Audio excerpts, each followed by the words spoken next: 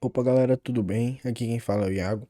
Vou estar apresentando para vocês aqui o CryptoSphere, beleza? Então eu já vou rodar ele aqui com acesso à internet, tá? Ele vai me mostrar aqui uma tela de onboarding, onde eu tenho um botão Start Now. Quando eu clico nesse Start Now, ele sobe para mim uma lista de coins, tá? Essa lista aqui de moedas, de criptomoedas, eu faço uma requisição de uma API, tá? Uma API pública chamada CoinGecko.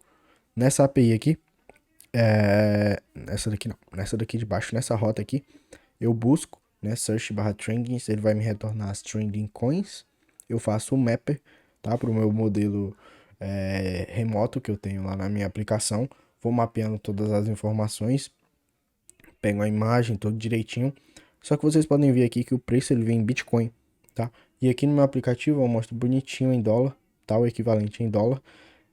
E aí como que eu faço isso? Eu busco, né, em outra rota, aqui desse mesmo conjunto de rotas da CoinGecko, chamada Exchanging Rates, beleza? E aqui eu pego quanto que $1, quanto que um Bitcoin vale em dólar, né? E aí eu faço essa conversão em tempo real de Bitcoin para dólar para todas as criptomoedas.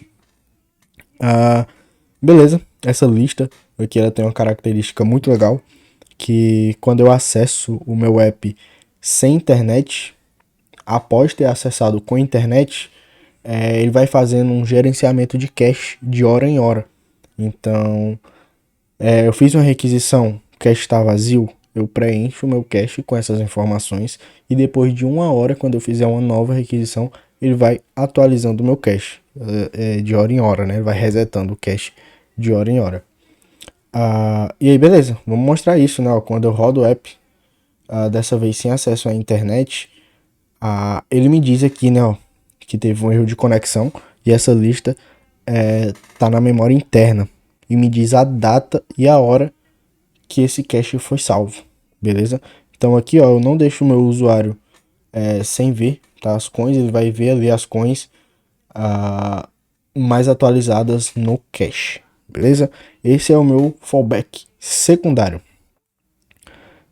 Quando eu não tenho cache, né, quando eu entrei no aplicativo sem ter internet, né? Eu já desliguei a internet e aí dessa vez eu vou apagar o aplicativo, né? Que dessa forma também vai apagar o cache do aplicativo e vou rodar novamente. Então ele vai me mostrar o onboard novamente, né? Já que é como se fosse uma instância nova do aplicativo.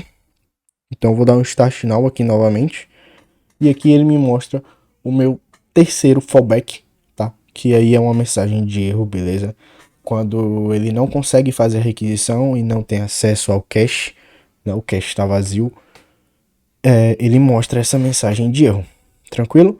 Agora eu vou voltar aqui com a nossa internet, tá? Porque a gente vai precisar dela. E vou mostrar a segunda feature do nosso aplicativo, né, que é a feature de carteira, a nossa wallet. Eu já até deixei uma carteira pronta aqui, tá? Vou estar apagando ela, já mostrando a primeira feature aqui da wallet, né? Primeiro, nós temos aqui o empty state, né? Quando eu tenho uma lista de wallets, eu não tenho nenhuma wallet cadastrada. Ele mostra aqui que não tem nenhuma carteira cadastrada e pede para eu criar a primeira carteira. Para criar a primeira carteira, eu clico aqui nesse botão de Add, tá? Escolho aqui uma imagem de carteira a partir do meu icon picker. Vou escolher esse diamante, tá? Eu dou o nome da minha carteira, colocar a minha primeira carteira. Dou um create, ele vai criar aqui a minha carteira, tá? E percebam uma coisa, né? Quando eu fecho esse app, fechei ele e eu abro novamente, eu tenho as minhas carteiras, né? Eu tenho uma tela de loading ali, aparece as minhas carteiras. Isso porque eu salvo tudo aqui em um File Storage do Firebase, tá? Aqui nós temos a nossa carteira adicionada, beleza? Então as carteiras aqui elas utilizam de persistência remota, né, para esse armazenamento. Tenho aqui, né, um botão de opções em cada carteira, onde eu posso ver os detalhes, né, que eu vejo o nome da minha carteira, o ícone e as coins que eu coloquei nela. Nessa eu não coloquei nenhuma, mas eu posso vir aqui, ó, primeiro, posso editar minha carteira, tá? Minha primeira carteira 2, por exemplo. Dou um update, ele já atualiza lá. Posso adicionar coins na minha carteira, tá? Ele me mostra aqui os trending coins, eu vou marcando. Quero adicionar esses dois aqui, tá? Esse EDX e esse Syscoin. Vou adicionar na minha carteira. Agora já apareceu dois coins ali, ó. Se eu clicar em ver detalhes, ele já me mostra as dois coins que eu adicionei na minha carteira, tá? Detalhe, eu adicionei aqueles dois. Se eu vier adicionar novamente, aqueles dois não vão aparecer, tá? Show demais. Se eu quiser remover uma coin da minha carteira, eu posso vir em editar. Vai aparecer uma lixeirinha aqui, ó, em cada coin, que eu posso simplesmente clicar e atualizar. E ele já vai remover a coin da minha carteira. E eu posso remover a carteira se eu quiser também, assim como eu removi no início. Aqui na parte do código funciona basicamente em 3 camadas maiores ali, que são as cenas, onde eu uso a arquitetura TCA, né, o Decomposable Architecture, para criar as cenas principais. Eu tenho um Design System, tá, onde eu tenho alguns componentes em MVVM. Basicamente eu tenho ali a minha camada de use cases, onde cada feature vão ter os seus use cases, né? O wallet vai poder dar fetch em wallets, criar wallets, dar update em wallets, deletar wallets e enfim, tá? Então cada feature vão ter os seus use cases e eu tenho uma camada de domain, que são os meus workers, que implementam, né, de forma concreta esses use cases, beleza?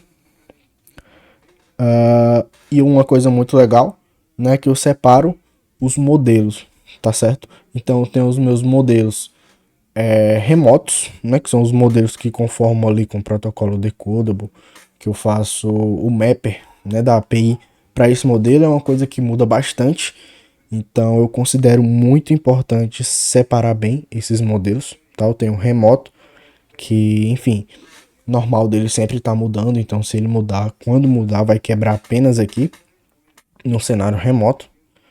Eu tenho os meus modelos business, né, os meus business models, que são os modelos que são bem mais difíceis de mudar, tá? Eu faço ali um contrato entre o business e o remoto a partir de um mapper, tá? Eu tenho um mapper aqui, ó, que faz toda a transferência, né? Quando eu tenho um remoto, eu quero transformar em business.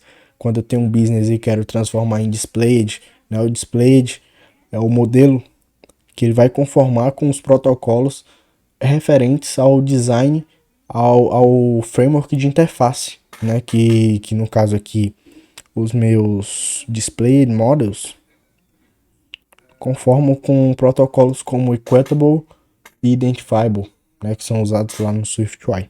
Outra coisa bem legal, né, sobre o aplicativo é a questão dos testes unitários, tá? Eu apliquei testes unitários aqui em algumas camadas de feature, né, na Wallet Feature, Root Feature e Listcoins Feature, que são os reducers, tá, do TCA.